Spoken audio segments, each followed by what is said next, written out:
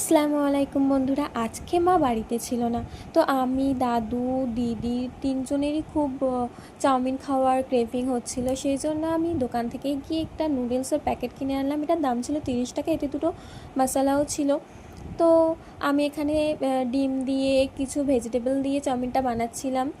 তো দাদু বলছিল যে আমি আর ভাত খাবো না, আমাকে একটু চাউমিন বানিয়ে দেবে। তাই ভাবলাম আমরা সবার জন্য একটু চাউমিন বানিয়ে নিই।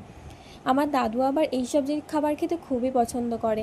তো আমি এখানে চাউমিন বানাচ্ছিলাম, তারপর দেখলাম মা বাড়িতে চলে আসলো। আমি সঙ্গে সঙ্গে মায়ের হাত থেকে ব্যাগটা নিয়ে দেখলাম কী কী খাবার এনেছে। মা এখানে একটা ছোটো থামস আপ এনেছে, থামস আপ নট, স্প্রাইট।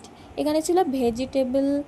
আর ওই দেখো, বাড়িতে চাউমিন করেছি, আবারও মা 1 প্লেট চাউমিন নিয়ে চলে আসলো।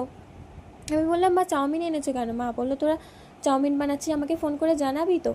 তো এখানে চাউমিন এনেছিল আমাদের জন্য, ছোটোবেলার মতো লজেন্সও এনেছিল। আল্লাহ হাফেজ।